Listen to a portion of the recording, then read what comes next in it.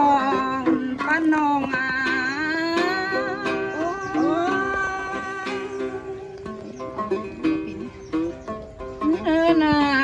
ตามหูคำได้ดิ่งน้องนาจีแดนแซวคุณก็เนอ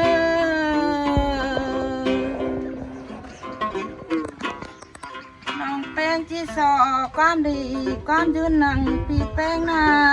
นเท่าก็เนอรอหน่อยยิ่ง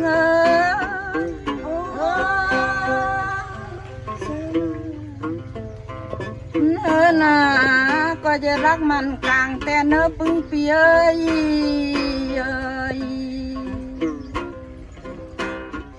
ก็จะรักเอ็นต่างกลางเมืองก็จะตนเติงกำโยเมืองนายหัน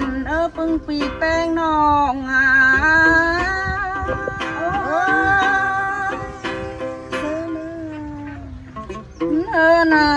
จะสมบ่ตั้งได้หันหาน้องมาโจมเนยว่าจะรวยนำน้อยเอาพอได้เรื่องแน่เนอในเรื่องหาน้องแป้งมาตักเนอปึ้งปีแป้ง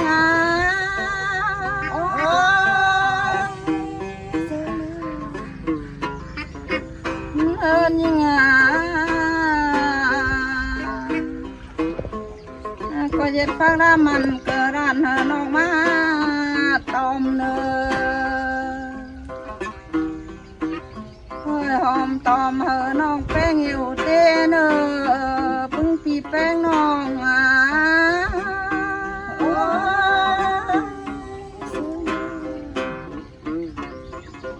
เลยก็จะสมกวยน้อยหน้าตั้งตายเนอสมบายตั้งกลางเมืองได้หันเนอปึ้งปีแป้ง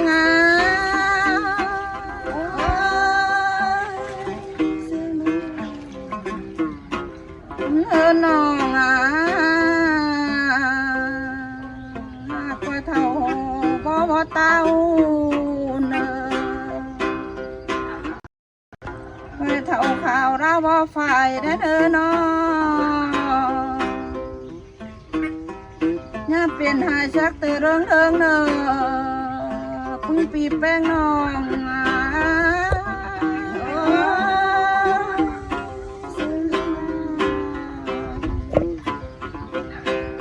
น้องก็เปลี่ยนดีซึ่งน้องตามเนยก็อยู่ดีซึ่งน้องแป้งเบาเนอปึ้งปีแป้งเนอ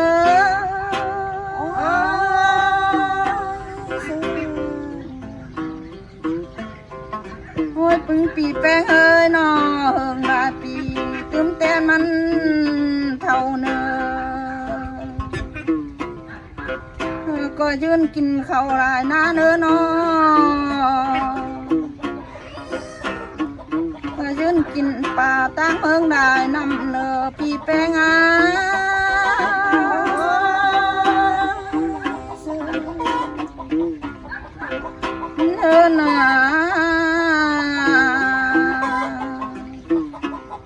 ก็ยืนเบิ่งมันเจ้าเจ้าเมืองเบียดเฮาสอนเนยืนเบิ่งเมืองปูเวียดนามคือเจอเฮาสองเนื้อปีแป้งน่ะ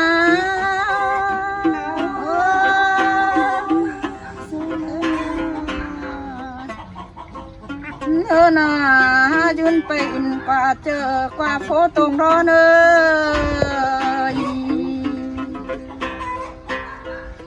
ยืนไปเบิ่งดีเบิ่งพอได้ไรกำเนยืนไปเบิ่งกำหันน้อยเมืองดักแถวแก้วเนื้อปีแป้งเนื้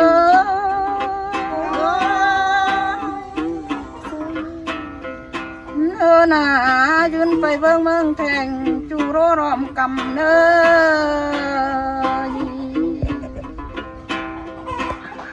ปีแป้ง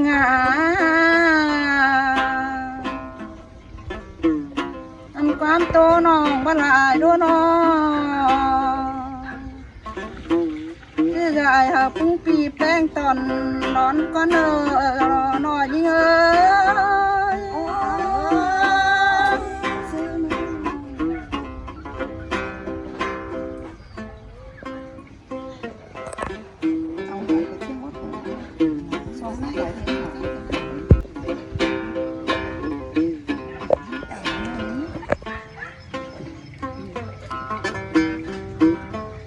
เนินเงยาเด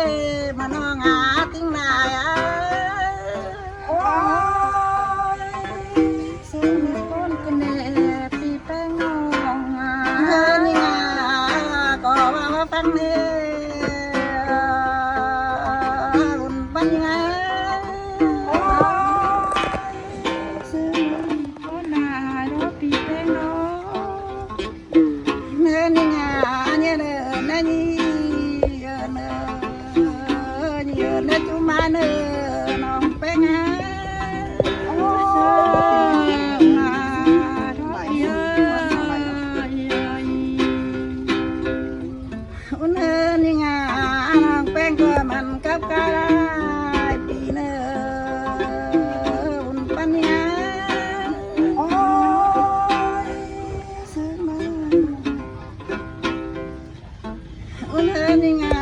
ปีแป้งที่มาโนเติมบ่ตาโอ้ที่มาโนกาเติมบ่ไปปันยังไงโอ้ยนายทำเยอะ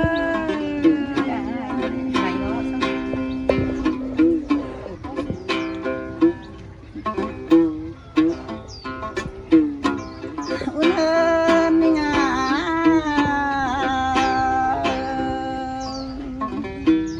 แม่น้องแป้งหาพินโดยเติงโดยเตี้ยเราไป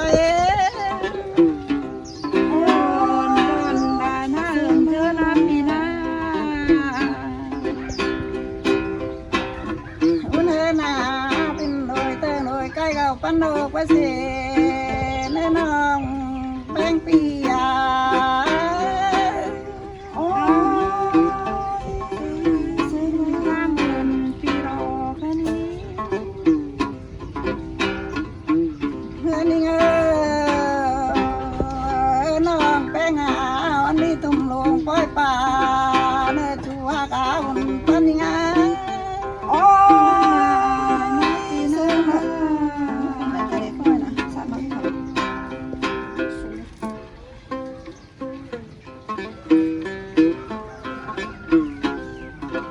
ำเนื้อนี่ไงน้องแป้งว่ามันมีหน้าโรงเล่งไปเนื้อสาวกินให้มันปานเบาเนื้อบนปันยังไงโอ้ยสิคนเน่ปีแพงเนื้อนี่ไงนางสาวมันเกิดเวลาน้องแป้งปียาโอ้ยเสียงกันเน่ปีแพง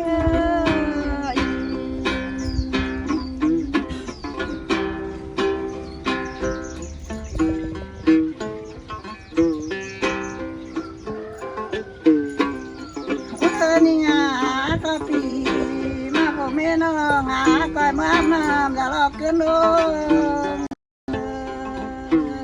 ชัวกาอุ่นปานาโอ้ยเป็นเด็กเสียเกิ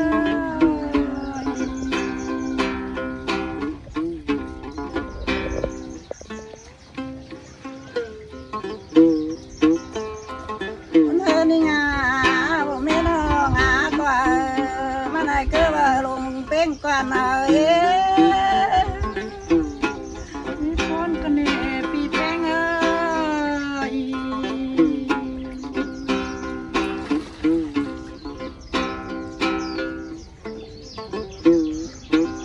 นื้อนี่ไงข้ามคับปีแล้วอะไรงายไปมุกแก้วแล้วที่ลายมากักน้องไปเกินน้องโอ้กันกันเนปีย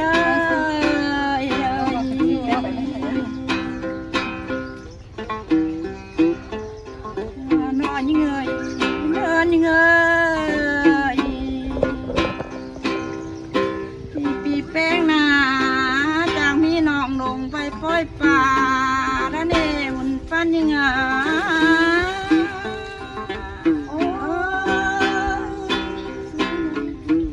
เออนามามีนาลงไปผู้ช้ำนำเขาเนี่ยมีมาหน่อยมาอ่อนไหลโมกเนปีหัก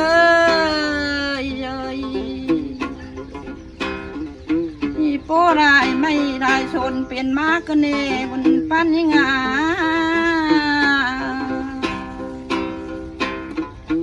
ที่มาจางแต่งเป็ดไก่มาฟองฟองนานหันหมูปีกเน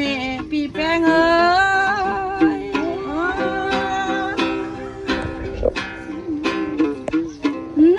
ยนอแค่เมืองใดหูนาจิริงใดมาโรนอ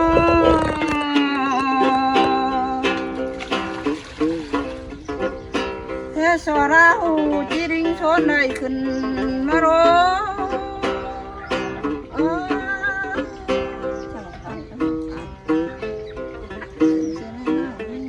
เนยที่มีกาปาโตรงแม่พี่โหสองมันเอ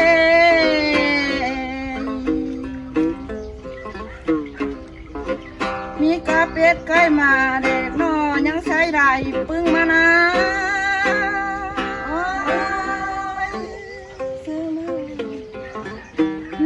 นาปีแป้งจางเดินเดินเดินพี่น้องยังได้ถามหาโรนอปีแป้งจางจานาลุงตายังได้ถามข้าวมาโร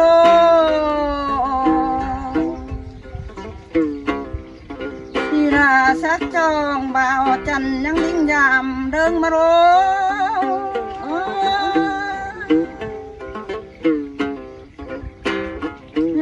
นาปีแป้งอยู่ป่าเย่ใครเขาเดินอยู่ป่าเราป่าแก่เต้นของเดินพึ่งด่านเห็นนาเย็ดปานได้เต้นจึกเนื้อปีแป้ง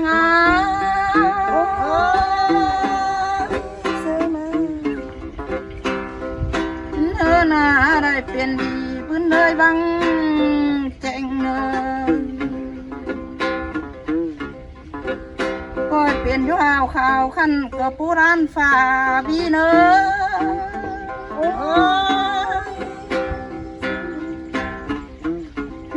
นาก็เปลี่ยนปอมผู้รงดิ้งชนเอาเขาเน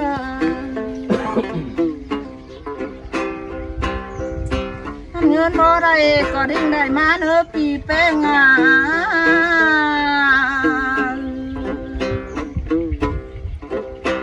งินบ่สอบ่ละก็ดิ้งโซนได้เขาเนื้อปีแป้งเนื้อ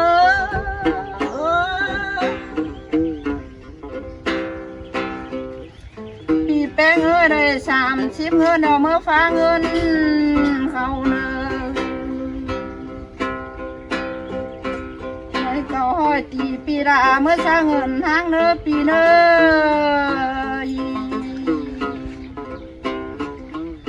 ปีแป้งนอจอมไปหลายปีเนื้อนกแมงมายำเนื้อปีแป้งเนื้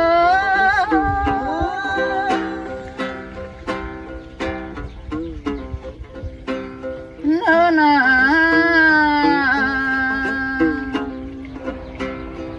เปลี่ยนเนื้อเนื้อมันขันถ้ามันนอนแดงดาวเนยถ้ามันเปลี่ยนเงินข่าวเราว่าแข่งบ่มีเจอเราเศร้าเนื้อปีแป้งเนื้อ